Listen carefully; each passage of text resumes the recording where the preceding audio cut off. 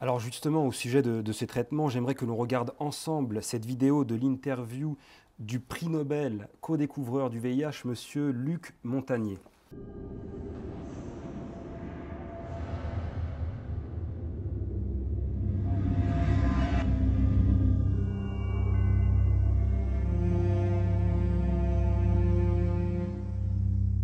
You talked about oxidative stress earlier. Is treating oxidative stress one of the best ways to deal with the African AIDS epidemic? I think this is one way to approach, to decrease the rate of transmission, because I believe HIV, we can be exposed to HIV many times without being chronically infected.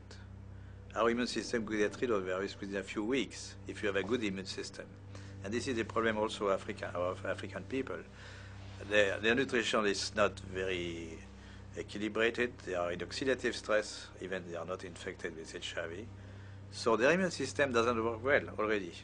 So it's prone, it can, allow HIV to get in and persist. So there are many ways which are not the vaccine, the magic name, the vaccine.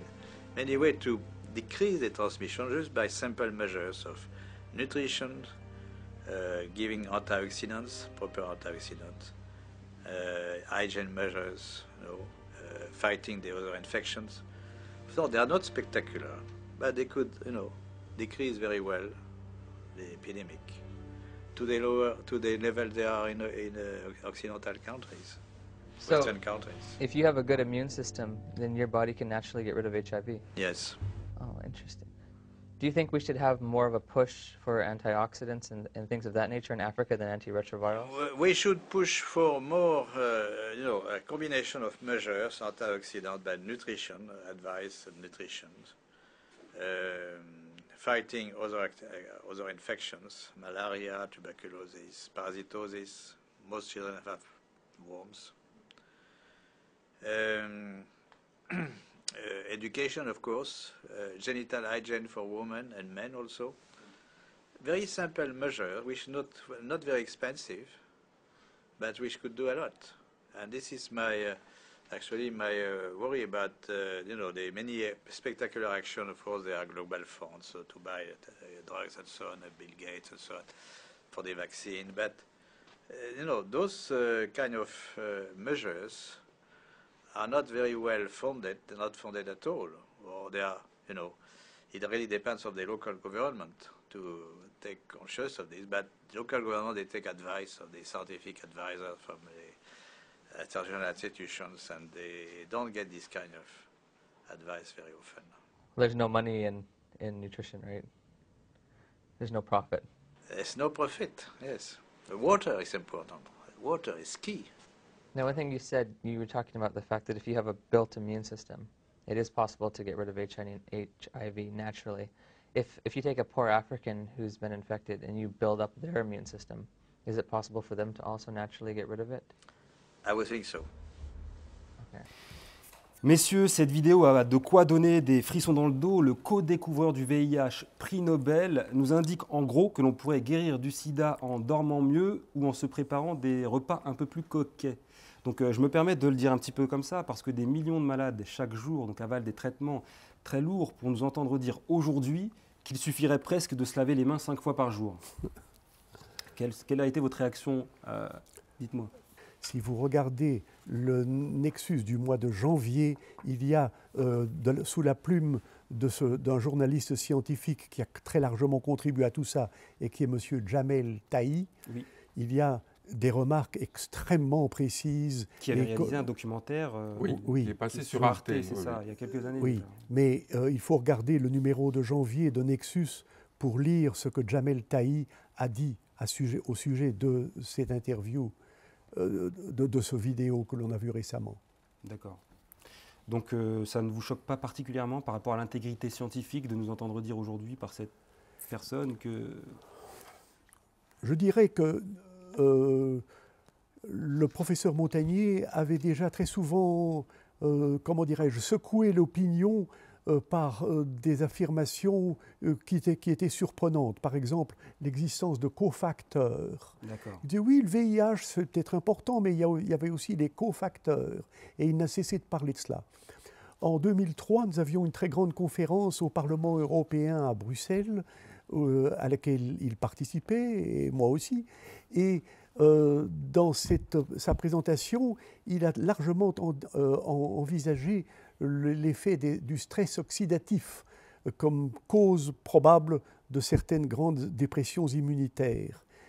Ça n'avait plus grand-chose à voir avec le VIH. Donc, nous avions déjà une certaine préparation à entendre le professeur Montagnier exprimer des opinions qui ne sont pas d'une rigidité absolue comme de la part de tant d'autres, Gallo et tout ça, et tout son groupe. Tout son groupe, très bien. Si vous voulez, je me pose une question. Est-ce que le professeur Montagnier ne ferait pas partie de la dissidence? Peut-être, on l'invitera. Vous pensez qu'il viendra? Depuis qu'il a eu son prix Nobel, il peut difficilement revenir en arrière. C'est ça le problème. Et pour prendre l'exemple alors du continent qui serait le plus touché par le sida, l'Afrique, les Africains se meurent-ils de toute autre chose depuis des années, en fait? Mais écoutez, la situation en Afrique est tellement différente. Les problèmes de santé publique en Afrique sont monumentaux, mais tournent essentiellement autour de l'absence d'hygiène, de la malnutrition et des grandes maladies tropicales bien connues comme la malaria, la lèpre et pour eux la tuberculose également. Tout ça est maintenant rebaptisé du nom de sida. Ce n'est pas pour être choquant que je dis cela, mais mon analyse serait de dire qu'il n'y a pas d'épidémie de sida en Afrique. Il y a d'immenses problèmes de santé publique auxquels on attache l'étiquette de sida, probablement pour satisfaire la voracité des compagnies pharmaceutiques qui cherchent à ouvrir des nouveaux marchés, mais en fait, il n'y a pas de vrai sida en Afrique. Je sais que c'est extrêmement choquant d'entendre cela, mais ça tourne essentiellement autour des problèmes d'hygiène publique, de malnutrition et des grandes maladies tropicales bien connues. Et au sujet de l'Europe, des études ont prouvé que des couples sérodiscordants, donc dont l'un serait séropositif ou non, ne se transmettaient pas le virus sur des périodes de 7, 8, 10 ans, si j'ai bien compris. Et d'autres études montrent que parmi les prostituées, seules celles qui se droguent sont touchées, et que dans la communauté homosexuelle sont touchés ceux qui mènent une vie décadente et qui se droguent eux aussi. Oui. Aurait-on affaire à un virus sexiste, homophobe, raciste ou C'est une des raisons qui font que c'est impossible.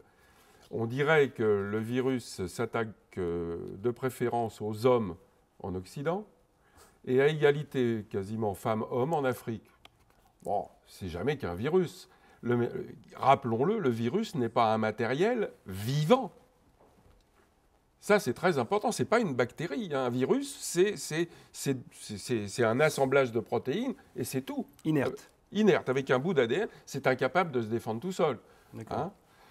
Donc, oui, vous voulez dire que de là à choisir en fonction des continents, hommes ou femmes... C'est impossible. Ça lui attribue une intelligence qu'il est loin de pouvoir avoir. Hein. Bon. Alors, donc, il y a ce problème donc, de parité homme-femme qui n'existe pas en Occident et qui existerait en Afrique.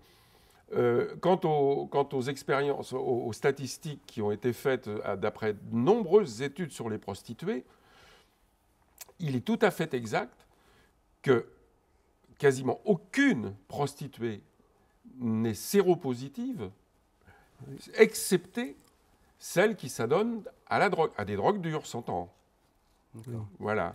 Il est bien évident que la prétendue contagiosité du sida est totalement incompatible par les rapports sexuels, est totalement incompatible avec le fait que les prostituées n'ont pas de sida. Et ce fait refuse d'être reconnu par toute l'orthodoxie du sida. Mais dans le livre que nous avons fait ensemble, que je peux présenter là à l'occasion. Il y a pas mal de références qui illustrent le fait que des études épidémiologiques faites en Thaïlande, en Afrique, en Italie, en Allemagne, aux États-Unis,